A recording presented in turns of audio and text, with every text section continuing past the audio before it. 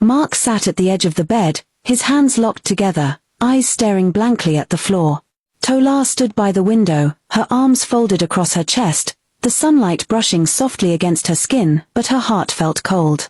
They had stopped talking about the issue years ago.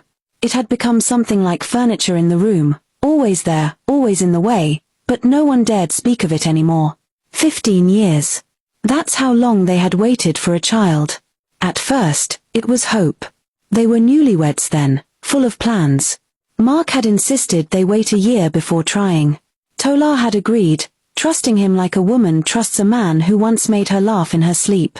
But after that year passed and nothing happened, questions began to creep in like damp under the door.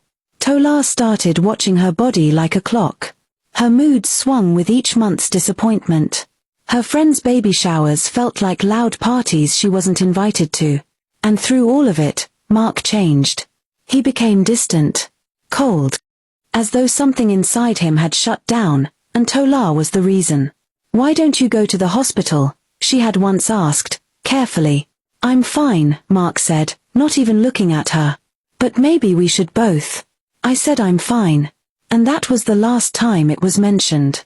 Since then, Mark had made it clear without words that he blamed her. The way he avoided her touch. The way he sighed when she tried to talk about anything meaningful. The way he compared her to women with children when they were out together. "Look at Grace," he'd say. "For kids, and she still finds time to cook for her husband."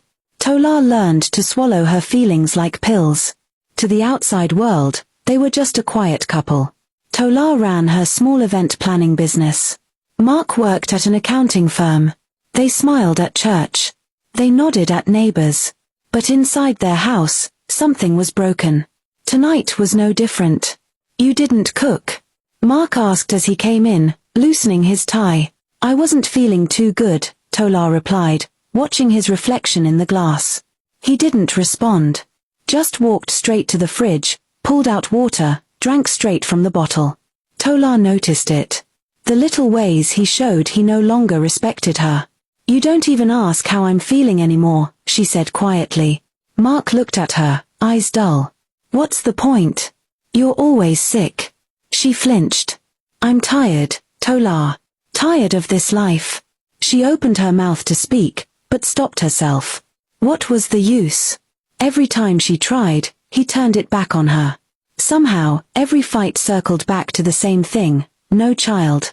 Later that night, as she lay beside him in bed,